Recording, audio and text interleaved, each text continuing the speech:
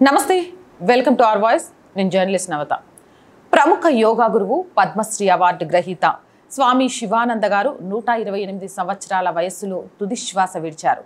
వారణాసిలోని నివాసంలో ఆయన కన్ను మూసినట్లు సన్నిహితులు వెల్లడించారు. శివానంద మృతి పట్ల ప్రధాని నరేంద్ర మోదీ, ఉత్తరప్రదేశ్ ముఖ్యమంత్రి యోగి ఆదిత్యనాథ్ సహా పలువురు ప్రముఖులు దిగ్భ్రాంతి వ్యక్తం చేశారు. స్వామి ఆధ్యాత్మిక సాధన, యోగ రంగానికి ఆయన చేసిన అసమానమైన కృషి తరతరాలకు ఆదర్శనీయమని ప్రధాని పేర్కొన్నారు. ఆయన మృతి యోగా రంగానికి తీరని లోటుగా చెప్పారు. యోగా సాధకుడు, కాశీ నివాసి అయిన శివానంద్ బాబాజీ మరణం చాలా బాధాకరం. యోగ సాధనకు అంకితమైన ఆయన జీవితంలో ప్రతి తరానికి స్ఫూర్తినిస్తూనే ఉంటుంది. యోగా ద్వారా సమాజానికి సేవ చేసేందుకు ఆయనకు పద్మశ్రీ కూడా లభించింది. ఆయన మరణం ఆయన నుంచి ప్రేరణ పొందే ఎంతో మందికి తీరని లోటు అని మోదీ ఎక్స్ పోస్ట్లో చేశారు. ఇక 1896 ఆగస్టు 8న అవిభాజ్య భారత్లోని సిల్హెత్ అంటే ప్రస్తుతం బంగ్లాదేశ్లో ఉంది. ఆ జిల్లాలో నిరుపేద కుటుంబంలో స్వామి శివానంద జన్మించినట్లు వారి శిష్యులు వెల్లడించారు.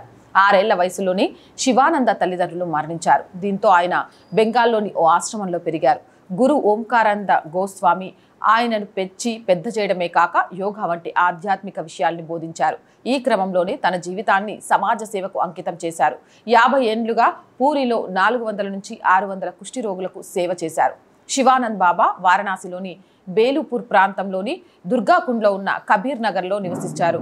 ఆయన ప్రతిరోజు కూడా క్రమం తప్పకుండా యోగా, ప్రాణాయామం చేసేవారు.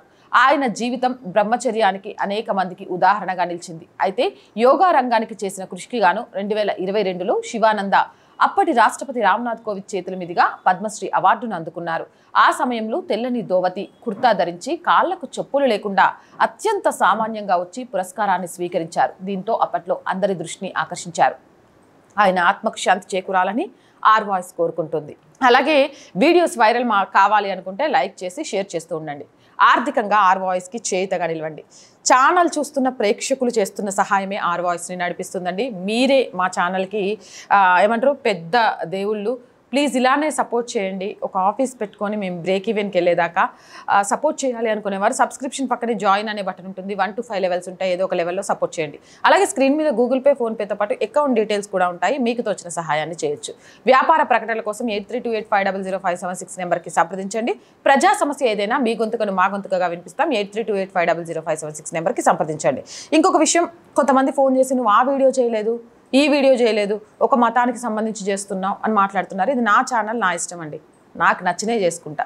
ఇష్టం ఉన్న వాళ్ళు చూడండి, ఇష్టం లేని వాళ్ళు అన్సబ్స్క్రైబ్ చేసి వెళ్ళిపోండి. అంతేగాని మీకు పని పాట లేదు కదా అని మా పని మాత్రం చెడగొట్టొద్దని విజ్ఞప్తి చేస్తున్నాం. జై హింద్, జై భారత్.